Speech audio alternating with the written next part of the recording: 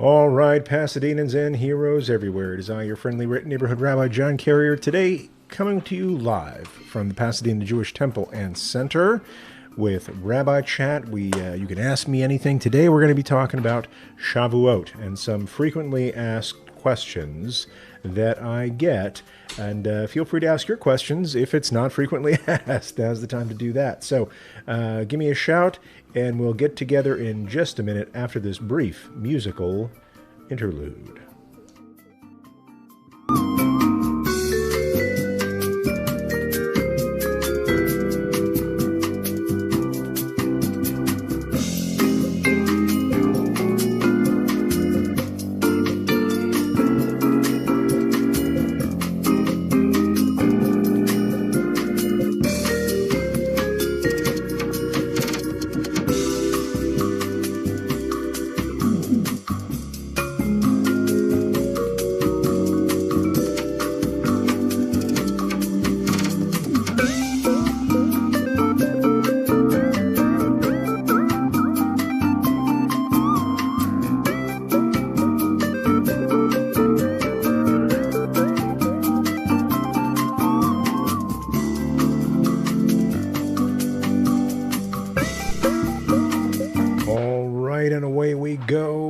Just got a nice message from somebody who was in my class last night. Says, hope your voice is better for the AMA.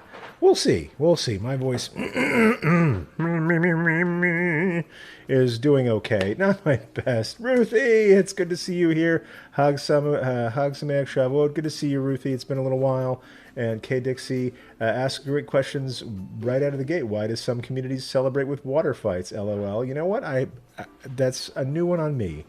I have never heard that. Wait a minute. I don't know if you can see my face. Let's fix that right this instant. Such as it is. Hey, everybody. It is nice to see you. And I'm here from my home in a secret location in a bunker here in sunny Southern California. Not at PJTC. All my calls have been forwarded. All my email is being gathered remotely. And I am also dressed a little bit like a farmer. So I'd like to say I was in costume for Shavuot because it's kind of a farmer's holiday, right? It has to do with the grain harvest. It has to do with harvesting grain and not harvesting the entire field, but leaving the corners to be picked by people who don't have their own fields, for example. Very important part of Shavuot. Very important part of the story of Megillat Ruth, or the book, the scroll or book of Ruth, that is read on Shavuot. So let's see. So far, the questions I said, ask me anything, and my friend Kathy asks, why do some communities celebrate with water fights? And this is a new one on me. I've never heard of anybody celebrating Shavuot with water fights, other than it being usually in the beginning of the summer, right there. If not the let's say astronomical summer, at least. School's out here in California. It's school ended last week, so it's the beginning of summer. Kids are out having water fights before camp starts, before summer vacations convene. He said wistfully, with some nostalgia involved. So summer camps aren't really happening. We normally sign up for our kids for day camps, so that they have a place to go and have some fun. Right? Have some fun, at least supervised sulking, while my wife and I both work full time. And that's not happening this year, as far as I can tell. So we're going to have to figure out a way, like we've been doing for the last few weeks, to keep them amused while we are working. And so a lot of people, especially in the Jewish community, really look forward to summer camp. Jewish summer camps have proven to be the single most successful educational engagement program for young people that we have. And I think just about every Jewish summer camp worth its salt has shut down for the summer. Now, I've heard of some movements of opening camps back up, but if they were, I wouldn't do it. That's just me. I see D. Alexin here on Twitch. Nice to see you, dude. And let's check the multi-chat. What's going on over here? We see D. Lexon is also in Twitch. Yep. And we've got Ruthie Honey in the YouTube arena. And good to see all of y'all. Natalie is in YouTube as well. I'll be talking to you all a little bit later today. So, what kind of questions do you have about Shavuot besides water fights? I think that's a wonderful tradition. If that started someplace, I'm gonna get a text sheet about it or some sort of summary on what it has to do with Shavuot. It's a good thing to do after you've been harvesting wheat all day, I guess. I've never harvested a wheat in my life. I have ground wheat because Chabad does a great matzah bakery thing that they do. They take around wheat that you can grind it up and then bake it into matzah. Gives you a little sense of the wheat life cycle. But I've never harvested wheat before. But apparently, it piles up in sheaves and it grows in fields that have corners in them. And I keep mentioning that because it's a critical component to the Book of Ruth. One of the things that we do on Shavuot that we don't do on any other holiday is, and I believe we're doing it this Saturday on the second day of Shavuot, we read Megillat Ruth.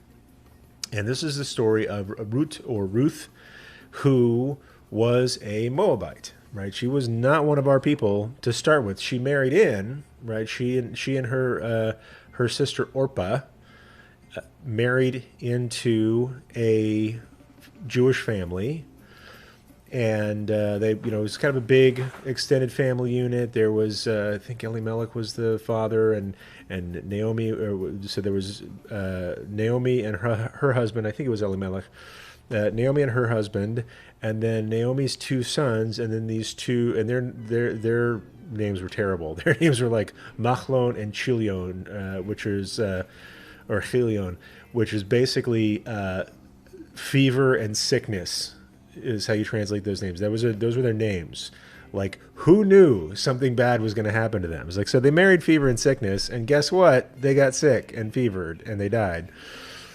And the father-in-law died as well. So it's down to Naomi and Ruth and Orpah.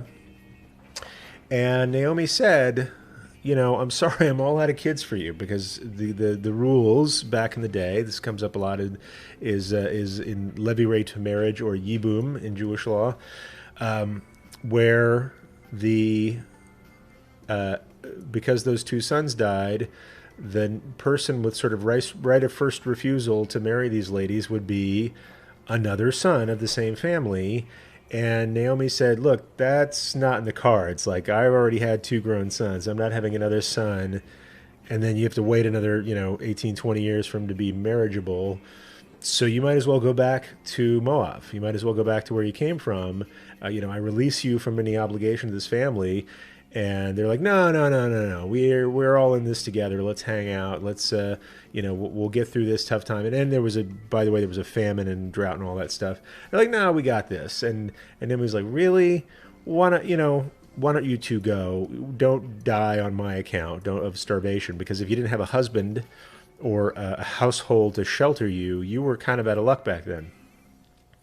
And so Naomi said, no, you should go. And Orpah said, oh, ow, ow, ow, okay, you're twisting my arm, I'm going to go. And so Orpah left, went back to Moab. But Ruth said no. Ruth said, look, you have always been kind to me. I'm not going to leave you out in the wilderness here to die. I'm with you, right? She says, wherever you go, I'll go. Wherever you stay, I'll stay. Your people will be my people, and your God will be my God. And they were stuck together. they were bonded at that point. And not for nothing, Ruth is considered kind of the, I don't know if you really have this vocabulary in Judaism, the matron saint, if you will, of converts to Judaism.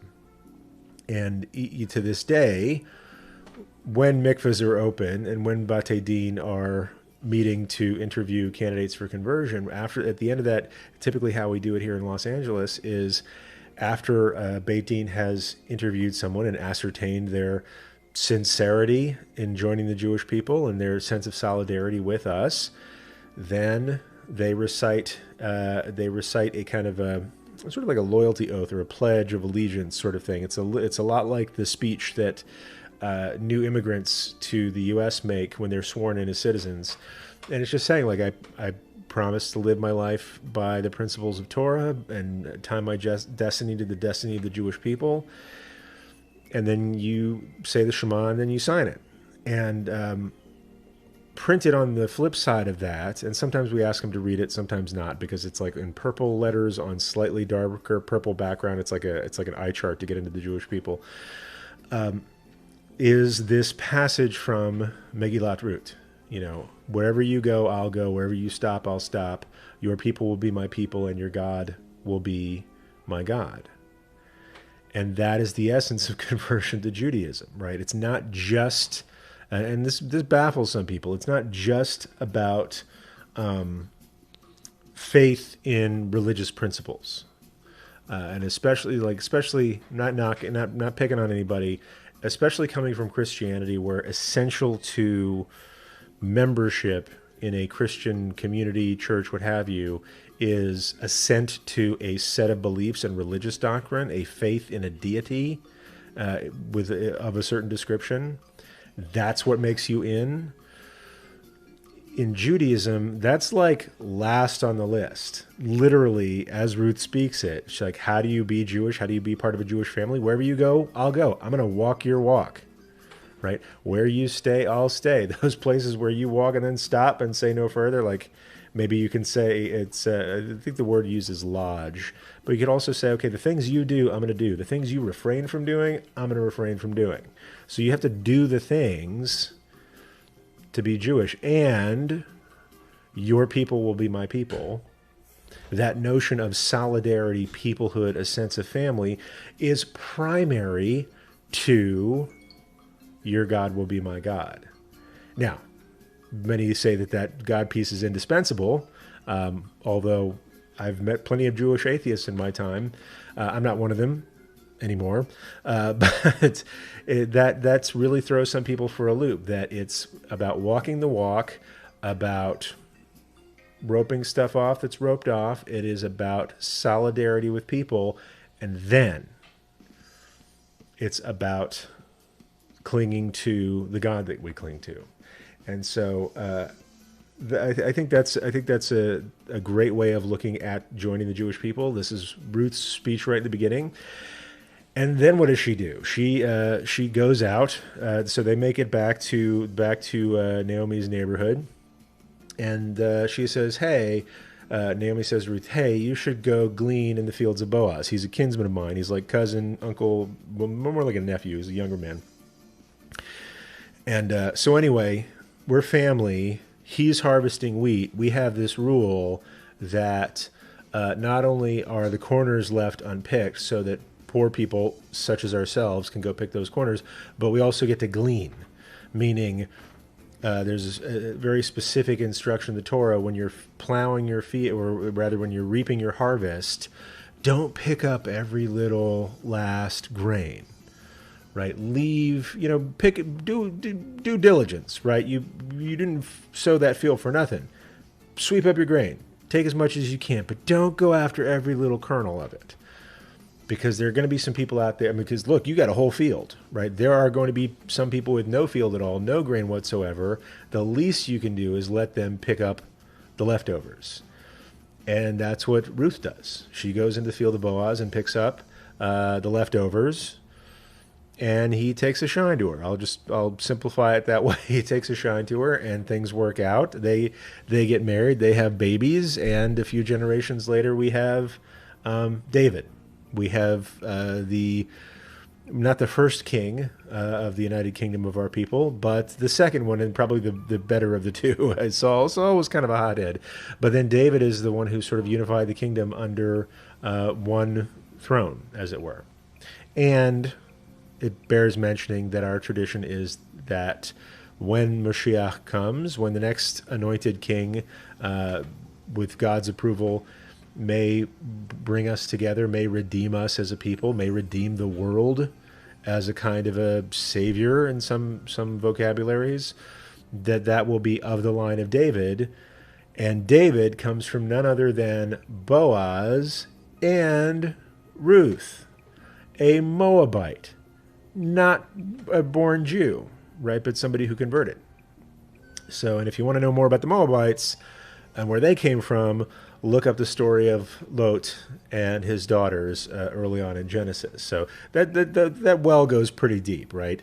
Mashiach in the Jewish imagination. I had this great discussion with a rabbi on my podcast a couple of years ago. At this point, our idea of Mashiach isn't this person who is born without sin or this perfect person with perfect yichus, but rather somebody who comes from a humble background of people who either made tshuva or really needed to. One being a Moabite that came from the union of Saul and his daughters. B, from Boaz, comes from a family of Judah, and Judah is famous for needing to make tshuva for some of his behavior. So great to have you all here today. I want to make sure before we close off, I got to go hook up my daughter for her last Zoom dance class of the season. So really miss seeing everybody here. Ruthie is here. Natalie Allison is here. Kay Dixie says Israelis celebrate with water. I think that's a great idea. I need to look into that. I've spent a good bit of time studying in Israel, but I wasn't there for Shavuot. So I want to see what that's all about. Kay Dixie says, yay, Re'ut. Do you think she went to the mikveh? Let's see. I don't know. That's a good question. There's no discussion of Ruth going to the mikveh. I'm sure, well, at least in Megillat Rut, that's a worthy exploration into rabbinic sources, so I have to check that out. Geneva Lauren Nielsen says, we got this. Ruthie and Natalie, so nice to see you. Vit, your Malowitz is in the house. Nice to see you all. Great to be back in the fold. Great to see you, Natalie. Glad to have Rabbi John back online. I did take a little bit of a hiatus, I'll say. I took a couple of weeks off, and people may notice I've not been on Facebook as much as I used to be. I decided when I took my staycation from work, I was going to take a sabbatical from Facebook, and it has done me wonders. So I use the word from the Prince of Egypt, wonders, in terms of my mental health, of not sort of constantly seeing angry and possibly ginned up headlines in my Facebook stream. So delighted to be here with you. I'm here every Tuesday and Thursday live under the auspices of Pasadena Jewish Temple and Center, where I am the rabbi now, and I'm pretty excited about that. So feel free to ask me any more questions about Shavuot that you have. I'm about to sign off. Trig Bell is in the house. Good to see you, Trig. Hi, Trig. Nice to see you. Frequently asked questions, what's with the dairy foods on Shavuot? I've heard a couple of different traditions of this. I shared this with you last time, I think. First is that because we were about to get the Torah, people said, well, look, I don't know whether it's kosher to mix meat and milk together, because that's the kind of thing that like weirdo Egyptians and idolaters do. Is that okay for us? And what kind of animals can we eat? We don't even know. We don't even have a book about it. And then they got the book, and so they said one person said that we eat dairy foods on Shavuot because on Shavuot, before we got the Torah, we didn't know what animals we could eat. And so they said, let's just stop eating animals, and we'll have dairy products like cheesecake and ice cream and blintzes, as I'm sure they had ready access to in the desert of Sinai. Another being that dairy foods are often white or at least very light colored, have this sort of purity about them. It's before the people gathered together to receive the Ten Commandments, God said to Moses, okay, get everybody together. You need to maintain a state of purity for the next 3 days. Everybody wash their clothes. And these folks have been marching through the desert for 7 weeks in probably the same clothes or in very few changes of clothes. And so when you've been wandering through the desert for 7 weeks in the same clothes and you wash your clothes, man, they look shiny. They look really, really white. And so that's another source of why we have dairy foods as a tradition on Shavuot. Kate Dixie says, Rabbi Carr and Callie do a great job of representing your family on Facebook. Thank you very much. I'm glad to have them do that. Callie's been a treat. She's been really good in her crate training lately. I do have to report that she is now 24 pounds, which is 3 times as many pounds as she was when I got her. And that's only been about a month. She went from 8 pounds at 8 weeks to 24 pounds at 13 weeks. And wow. And she's got like these big chimp arms, and she doesn't just bite you. She like wraps her arms around you and then bites you. So it's exciting. So really glad to be here with everybody. I'm going to sign off for right now. Just before I do, I want to point out a couple of great things that are going on. One is on the Pasadena Jewish Temple and Center YouTube page. We have a playlist, a brand new playlist that we launched on Monday that has 6 videos, 6 different teachers talking about various aspects of Shavuot or more Jewish topics in general. We have Rabbi Jason Mann talking about the book of Ruth, which I kind of got into today. He gives his whole other, interpretation. He's an amazing teacher, beloved at PJTC. We have he's not the rabbi there. He's a rabbi who's a member. He's actually a cardiologist who became I think he was a cardiologist. I don't want to mix it up. He's actually a physician who became a rabbi later in life and now teaches a Torah class weekly at PJTC, and you can zoom into that class every week. I think it's Thursday mornings at 10 or something like that. But contact PJTC for details. Amazing teacher. Rabbi Shana Leon, who is a Melton teacher, or a teacher in the Melton School for Adult Jewish Learning, is teaching about the book of Leviticus. Let's see, Ida Unger is a member of PJTC, deeply knowledgeable about Kabbalah, goes through that diagram of what's called the tree of life in Kabbalah. If you've ever seen a thing that looks like 10 circles on a little crossbar pattern, she gives a great explanation of that. That's not an area of my rabbinic expertise, but she really goes through that and makes it meaningful and connects it to the human body. It's fascinating. We have, a beloved member, Susan Auerbach, is talking about mental health and how to keep your families and your communities safe and sane at this time. What else we got? We have Jill Goldwright, who's a rabbinical student, who's also a member, talks about the book of Psalms and how it gives meaning to everyday life. And I talk a little bit about something. I'm in the mix. I'm talking about Shavuot, kosher wine, and how Torah grows. So if I miss anybody, I'm sorry. Check that out. It's just go to PJTC, look for the playlist, Shavuot at PJTC, and we are having at PJTC live streaming Shavuot morning services. So tomorrow morning at 9:30 a.m. and then again on Saturday morning at 9:30 a.m. we're having Shavuot services. Saturday, that's supposed to be Shabbat. Well, it's kind of a Shabbat-Shavuot mashup because the second day of Shavuot happens to be on Shabbat. I told you I was going to talk a little bit about the Torah readings. The Torah reading for the first day, at least, is Matan Torah, which is the giving of the Torah at Mount Sinai, including the 10 Commandments in there.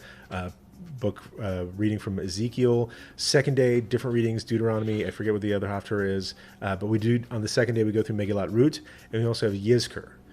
So if you've ever been curious about Yizkor, tune in on second day. Again, this is our usual live stream. You can see it on YouTube Live, Facebook Live, and then StreamSpot, which is the service that we have. Check all that stuff out. Do your Tikkun Leil Shavuot learning this afternoon, this evening through YouTube, and then join us for Shavuot services Friday morning and Saturday morning at 9:30 a.m. Pacific time. And with all that, Kadix said, are any of you brave enough to try staying up all night? I would, but I have to work tomorrow. So I highly encourage all of you to take advantage of this, let's say a holiday that is sort of least well-known, gets like the least love, because it's usually right in the beginning of the summer. People are going in all different directions. So, but for me, it's very personally meaningful as somebody who took on the covenant a little bit later in life, who took on Torah learning later in life, received the Torah in my 30s, let's say. So means a lot to me. I hope to see you there. Really glad to see you here today. And until next time, my Pasadenans and my heroes everywhere, peace.